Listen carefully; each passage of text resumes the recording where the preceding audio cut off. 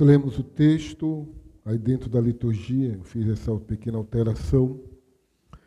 Isaías, capítulo 53, versículo 10 a 12. 3 versículos que nos mostram grandes ensinamentos, grande ato de amor de Deus para com a minha vida e para com a sua vida e para com a vida de cada um de nós. Isaías 53, versículo 10 a 12. Diz a eterna e santa palavra de Deus. Todavia ao Senhor agradou moê-lo, fazendo enfermar. Quando der ele a sua alma como oferta pelo pecado, verá a sua posteridade e prolongará os seus dias, e a vontade do Senhor prosperará nas suas mãos. Ele verá o fruto do penoso trabalho de sua alma e ficará satisfeito. O meu servo, o justo, com o seu conhecimento, justificará a muitos. Porque a iniquidade deles levará sobre si. Por isso lhe darei muitos com a sua parte. Com os poderosos repartirá ele os despojos, porquanto derramou a sua alma na morte.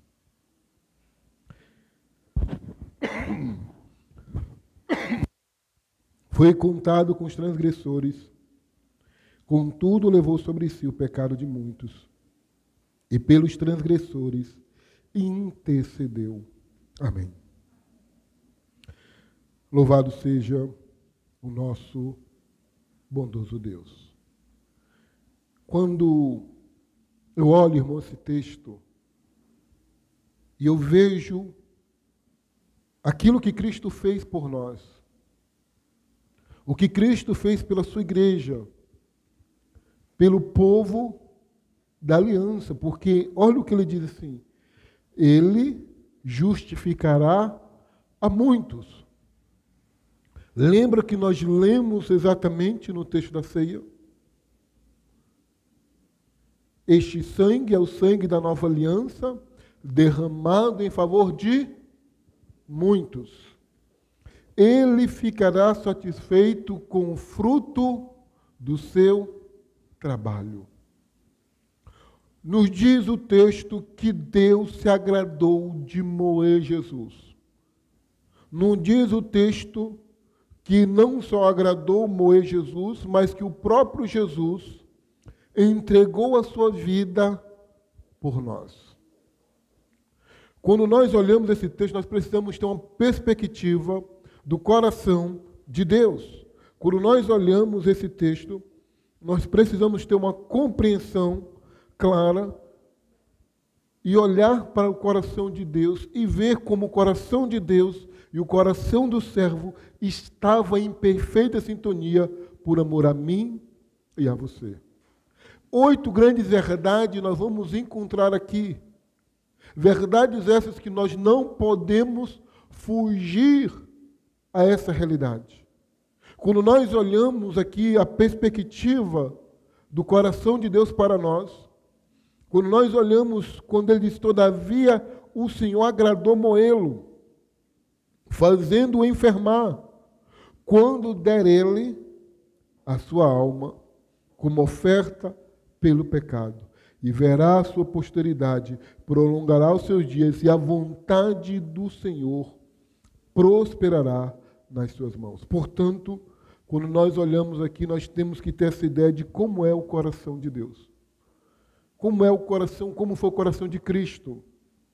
Muitas das vezes nós pensamos, mas isso aqui não foi algo desagradável para o Senhor Jesus? Sim. Mas é bom nós lembrarmos que Ele mesmo deixou claro para nós que a vontade dEle era fazer com que a vontade do Pai seja mostrada e revelada. a fome dele, a comida dele era exatamente essa, de fazer a vontade do Pai. Se tinha alguém que tinha um desejo de fazer a vontade de Deus, esse era Cristo Jesus. E ele deixou isso tão claro, que ele fez por cada um de nós. O que ele fez por nós? O que ele fez por você? Quando nós participamos da mesa há pouco instante, talvez nós só lembramos disso, Cristo morreu por mim. Mas qual foi a gravidade da morte dele? O ano 706 a.C. O profeta Isaías está profetizando aquilo que aconteceria 740 anos depois da morte de Jesus. E mostrando exatamente o que é a perspectiva da nossa salvação. E Cristo, de fato, conhecia a vontade de Deus. Olha o que nos diz o versículo 11. Quais são o que Cristo fez por mim e por você? Primeiro, ele sabia qual era o propósito do Senhor para as nossas vidas. Olha o que diz o versículo 11. Ele verá o fruto do penoso trabalho, de sua alma ficará satisfeito. O meu servo, o justo, com o seu conhecimento, justificará muitos. O conhecimento que Cristo tinha exatamente era que eu e você estávamos condenados à morte. Nós estávamos condenados ao inferno. Nós não tínhamos perspectiva nenhuma de vida eterna. Por mais gente boa que você seja, você sem Cristo estaria completamente perdido. E Cristo, sabendo disso, ele não foi pego de surpresa, pelo contrário, ele deu a sua vida. E isso nos mostra claramente no Evangelho de João, quando ele diz: ninguém tem maior amor do que este, de dar a sua vida em favor dos seus amigos. Então, Cristo, de fato, ele conhecia o propósito e a vontade de Deus, dele ter que morrer na cruz para pagar o meu e os seus pecados. Ele tinha perfeitamente consciência daquilo que ele deveria fazer. A tal ponto que quando ele está lá no Getsemane orando, nos diz o texto da ceia, quando termina assim: e tendo cantado o hino, foram para o Monte das Oliveiras. E lá no Monte das Oliveiras nós temos o quê? A descrição exatamente da oração de Jesus também, e dos discípulos ali, e naquele momento de oração, o seu sócio se transforma em sangue, e ele diz: Pai, se possível, passe de mim este cálice. Se houver algum outro meio, eu conheço a tua vontade, eu sei o que o Senhor tem preparado, e se tiver outro meio de salvação, que passe este cálice de mim. Mas não tinha outro meio. E ele cumpre exatamente, ele conhecia o propósito do Senhor, e ele, como servo, aquilo que ele fez, justificou. Pelo seu conhecimento, o justo justificará a muito. E isso porque ele tinha concordância com o Pai em nos salvar, em morrer na cruz. Então, a primeira obra de Cristo Jesus, do servo, é exatamente essa. Ele não fecha os olhos à nossa realidade e à vontade de Deus. Pelo contrário, ele conhece. Ele uniu-se ao Pai para que eu e você pudéssemos ser salvos na eternidade. Segunda verdade nos diz que ele mesmo, no versículo 12, diz que ele derramou a sua alma. Versículo 10, na primeira diz: quando der ele a sua alma como oferta pelos pecados. Versículo 12: porquanto derramou a sua alma na morte, ou seja, o servo se entregou à morte por nós. Jesus Cristo, de fato, morreu por nós. Ele se entregou como oferta pelos nossos próprios pecados.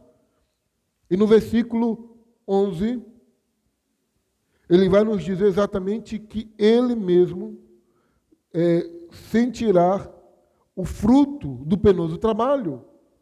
Que trabalho? De dar a sua alma. Então, Cristo Jesus entregou-se à morte por nós.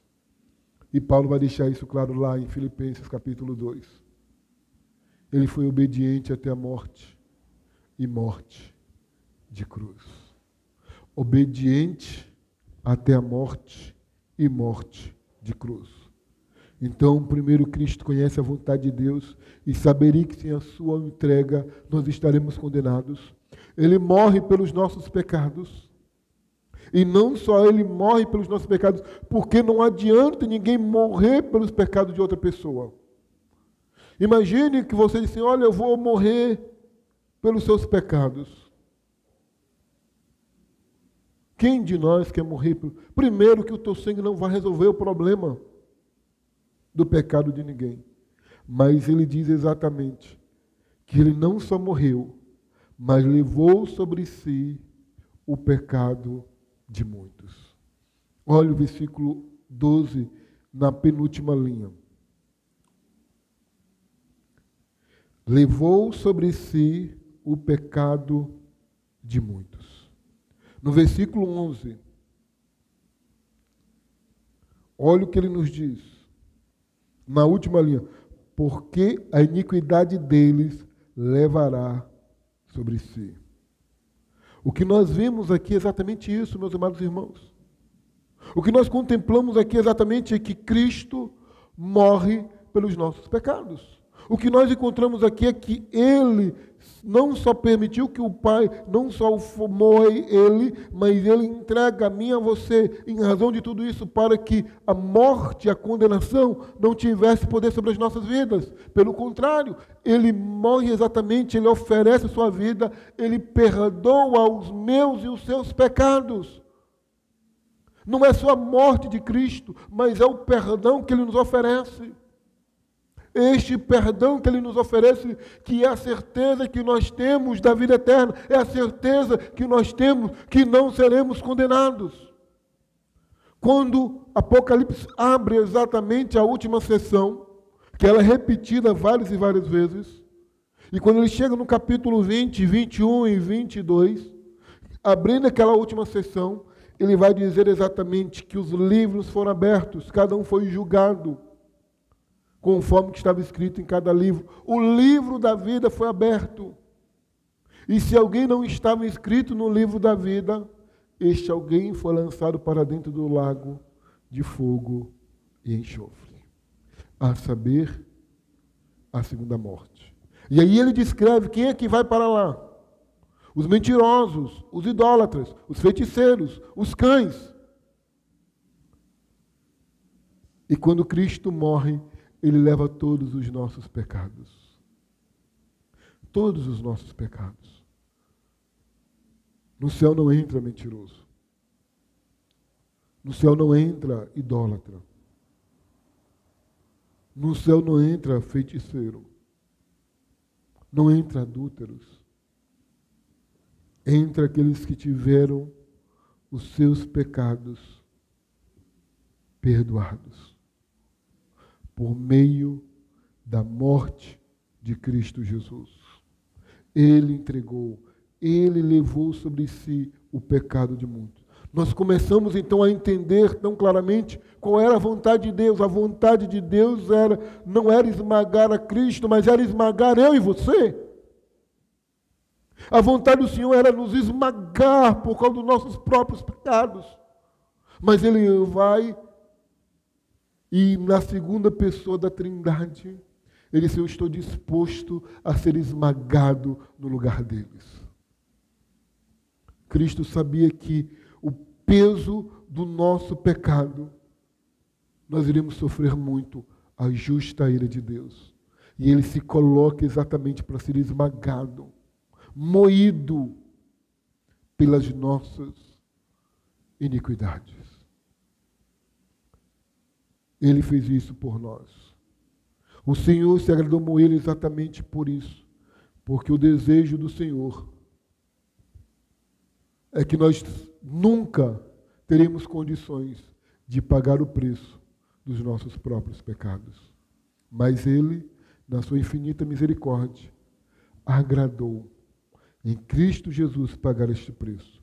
O servo não só pagou a morte pelos nossos pecados, mas Ele mesmo nos perdoou, levou as nossas iniquidades sobre si. E esse é o glorioso evangelho que nós temos. O evangelho que mostra o perdão dos nossos pecados. Quarta verdade que nós encontramos é que ele não morre só pelos nossos pecados. É interessante que Paulo, quando ele escreve 1 Coríntios, capítulo 15, versículo 4, ele diz que Jesus Cristo ressuscitou dentre os mortos segundo as Escrituras. Onde Paulo viu Cristo ressuscitar dentre os mortos segundo as Escrituras? Paulo está olhando exatamente para aqui, Isaías 53.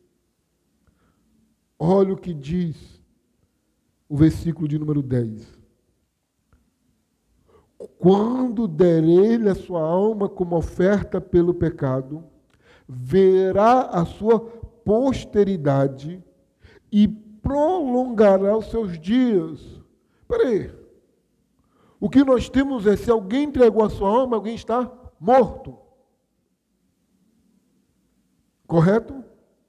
Está morto.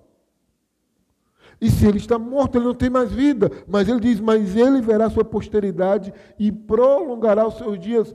Isso certamente está dizendo que depois que ele morrer pelos nossos pecados, ele ressuscitará. Ele não vai deixar de existir. A sepultura não será o fim, mas ele ressurgirá. Mostrando exatamente a força do autor da vida e que a morte não tem poder sobre ele. E dando-nos uma certeza exatamente da nossa ressurreição. E olha o que diz no versículo 12, no final. Por isso, versículo 12, perdão, diz assim, por isso lhe darei muitos com a sua parte. Muito com sua parte. E com os poderosos repartirá ele os despojos, porquanto derramou a sua alma na morte. Se ele derramou a sua alma na morte, como é que ele poderia ressuscitar? Como é que pode ser alguém a não ser o Cristo Jesus? Esse Cristo ressuscitou. Portanto, lhe darei uma parte entre os poderosos. E no versículo 11, ele vai dizer, ele verá o fruto do penoso trabalho da sua alma e ficará satisfeito. Como é que ele contemplará o fruto do seu trabalho se ele estivesse só morto? Ele não ficou preso na morte. Ele ressuscitou. Ele ressuscitou. E a ressurreição dele é a certeza que nós temos da nossa ressurreição. E a ressurreição que ele nos dá é exatamente a certeza de que a sepultura não é o fim. Nós temos a plena certeza da vida eterna. Porque ele, Cristo Jesus, sendo a primícia dos que dormem, ressuscitou. E nós também ressuscitaremos no último dia. Então, o nosso Senhor, o servo sofredor, está vivo. Embora entregou a sua alma à morte, para que eu e você pudéssemos ter os nossos pecados perdoados, e mesmo assim, ele está trabalhando para que a vontade do Senhor prospere nas nossas vidas. E ele não só faz isso. A quinta verdade que nós encontramos aqui, lá no versículo 12, lá no finalzinho, diz assim, e pelos transgressores intercedeu. Ele não só levou os nossos pecados, ele não só ressuscitou, mas ele intercede por nós. Ele intercede pelos seus transgressores. A intercessão de Cristo, ela é eficaz. Primeiro, porque ele pagou o preço. Ele pagou o preço dos nossos pecados. Olha o que diz Romanos, capítulo 8. A partir do versículo 33. Marque o texto, vamos lá em Romanos 8.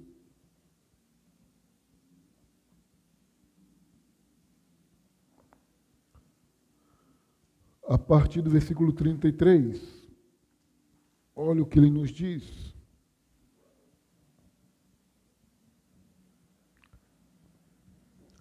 Quem intentará acusação contra os eleitos de Deus. Quem é que vai intentar alguma acusação? É Deus quem os justifica. Quem os condenará? Quem é que vai condenar? E olha o que ele responde.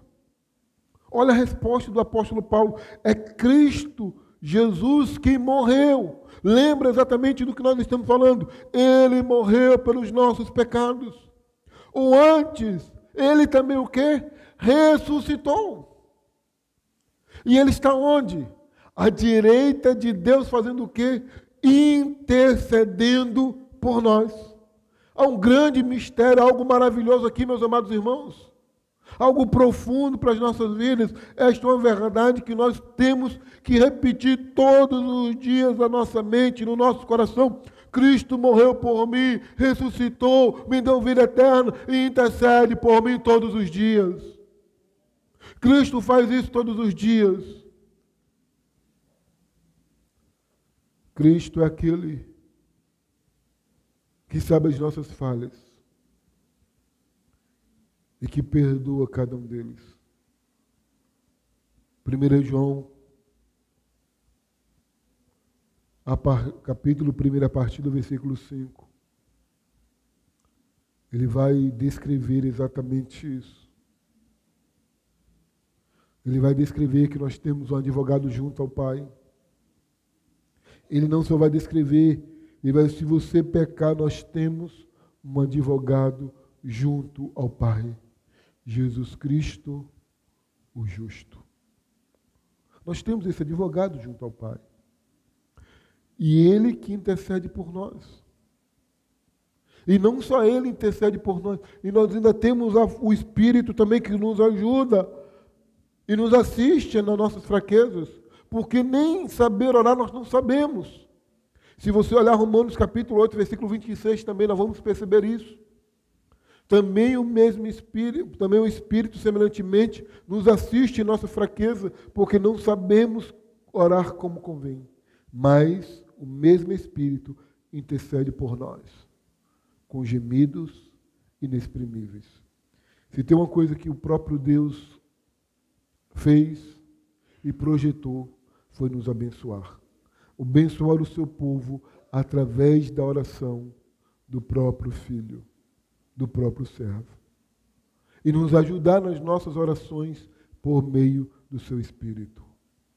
Basta nós lembrarmos João capítulo 17, a oração sacerdotal que ele faz ali. Tudo oração por mim e por você. Ele intercedeu pelos transgressores. E nós éramos transgressores da lei de Deus. Mas o Pai o afligiu. E afligindo, ele morrendo na cruz, ele cobriu todas as nossas iniquidades. E isso nos leva exatamente ao sexto ato que Cristo fez por nós. Que este servo fez por nós. Ele justificou o seu próprio povo. Olha, volta para o texto de Isaías, capítulo 53, versículo 11.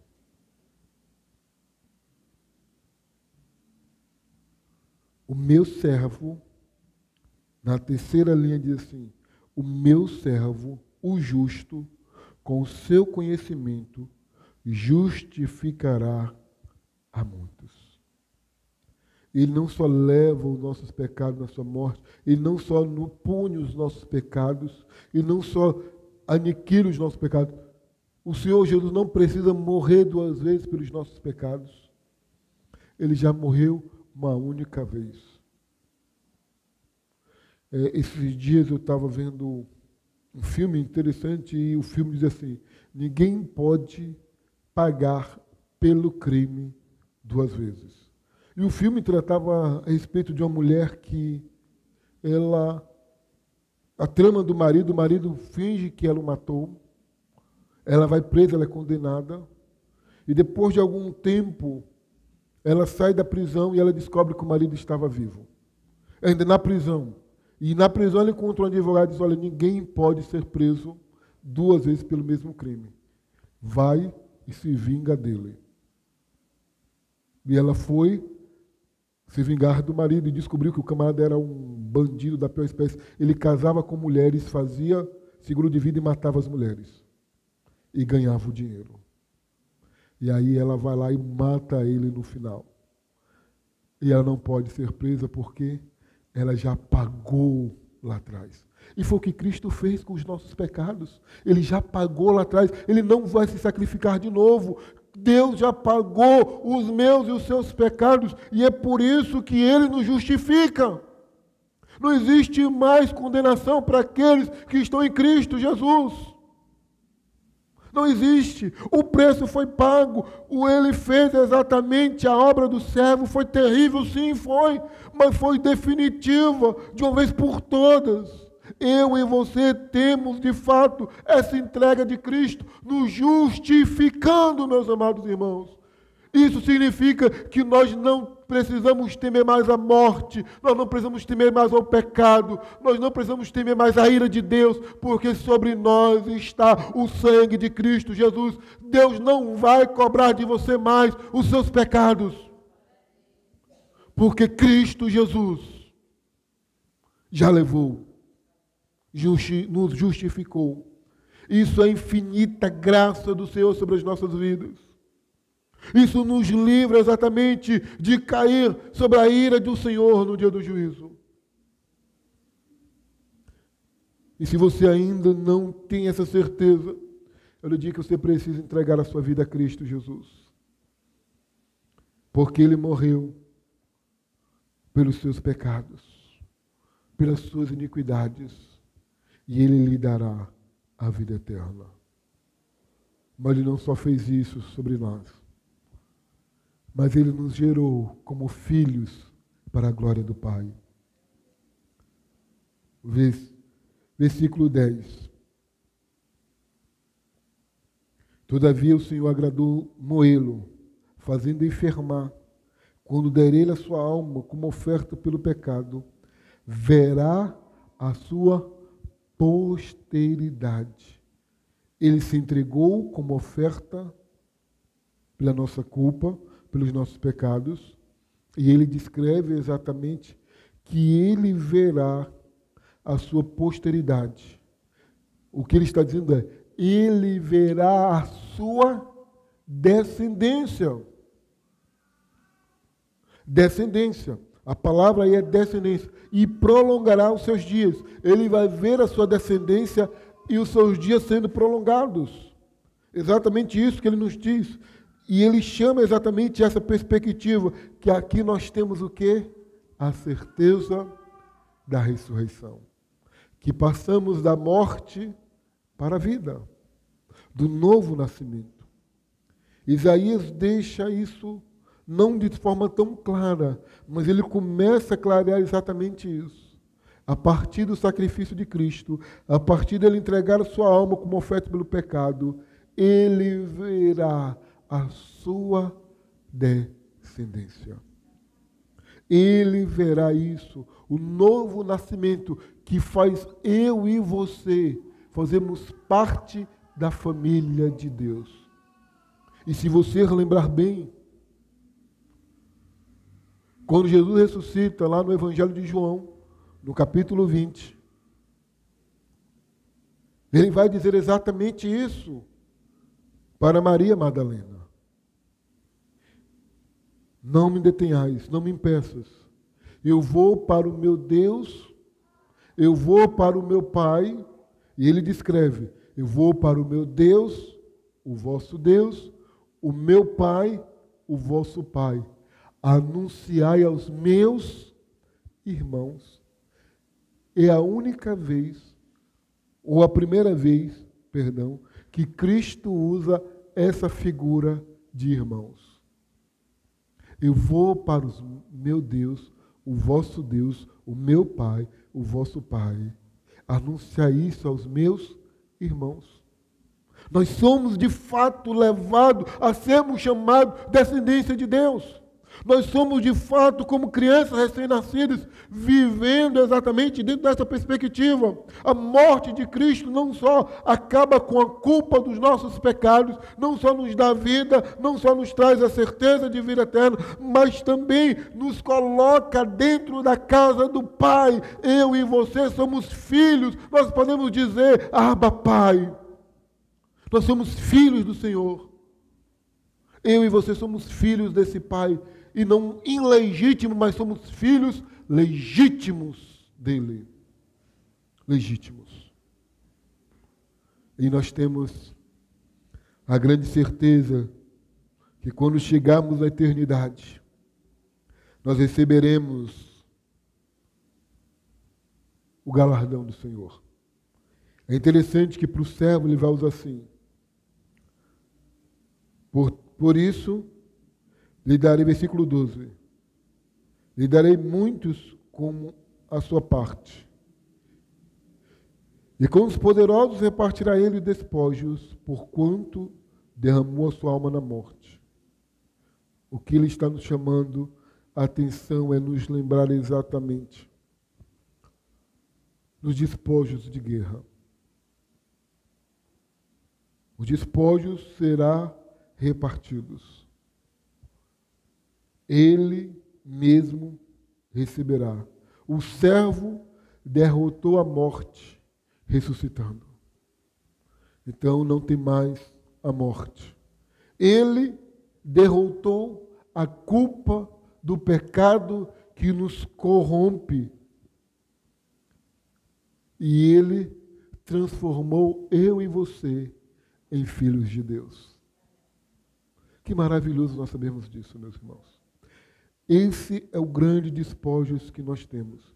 Ele derrotou com o seu poder para desfazer as obras do diabo, para desfazer o poder do pecado sobre as nossas vidas, para nos transformarmos em filhos de Deus e não continuarmos sendo filhos da ira e da desobediência. E tudo isso Ele fez por nós. Que satisfação profunda nós temos exatamente dentro dessa perspectiva do que Cristo fez por nós. E isso deve nos levar exatamente, meus irmãos, a ansiar profundamente aquilo que nós temos. Isso nos leva exatamente a ter um anseio dia após dia, e não só em nós, mas temos essa consciência limpa. O que você deve ansiar? Primeira verdade que você deve ansiar todos os dias, que a sua culpa foi pagada por Cristo Jesus.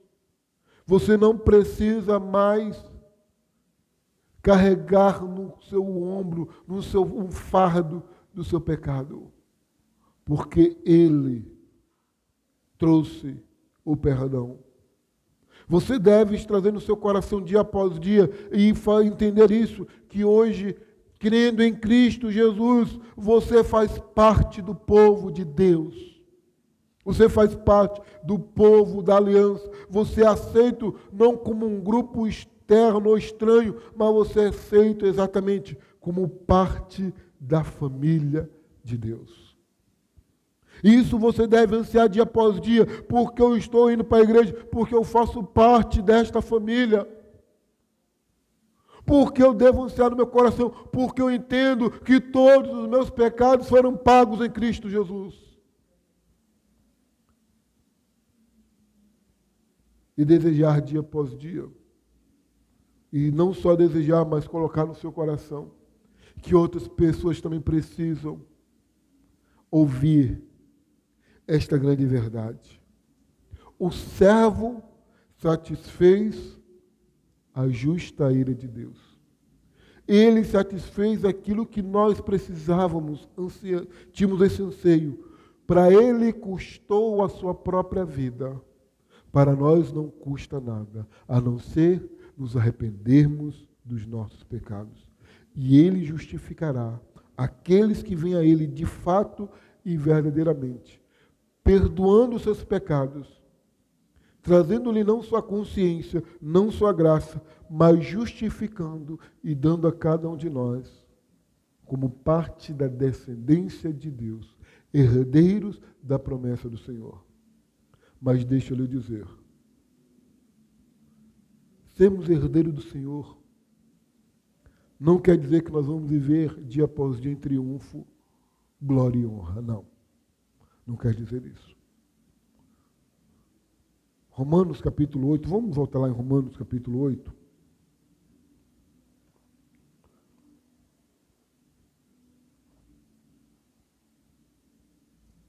Eu peço a você que confie no Senhor, verdadeiramente.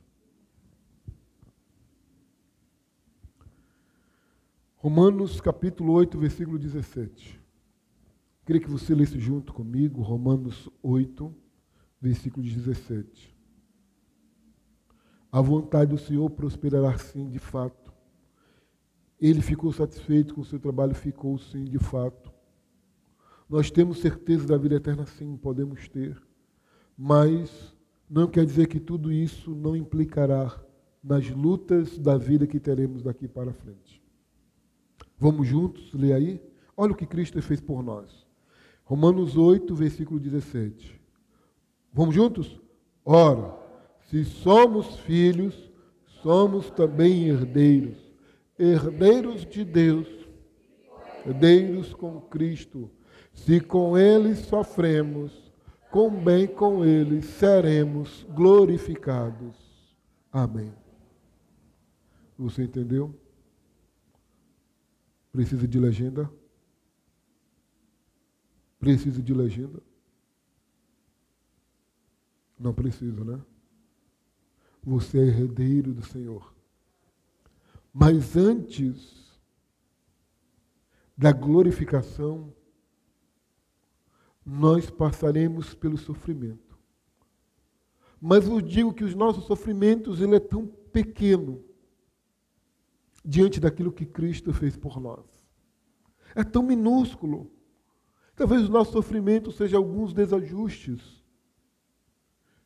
com o semelhante, algumas provações que podemos passar, algumas lutas financeiras, algumas lutas familiares. Mas podemos contar com este servo que também intercede por nós, pelas nossas famílias, pelo nosso lar, pela nossa casa. Você pode recebê-lo como um grande presente na sua vida, como uma grande dádiva do Senhor. Deposite a sua confiança nele. Confie nele. Ele é tudo aquilo que você precisa. Você não precisa de dinheiro. Ajudaria a resolver o seu problema, mas eu lhe garanto que o dinheiro não lhe dará a vida eterna. Não lhe dará a vida eterna. Ah, mas eu queria muita saúde. Mas a saúde também não resolverá o seu problema da vida eterna. Mas Cristo Jesus pode dar muito mais do que pedimos ou pensamos. E pode também não nos dar. E pode nos dar algumas lutas e provações. Mas eu continuo confiando nesse Senhor e na obra desse Cristo por mim e por você. Que Deus possa nos abençoar, meus amados irmãos.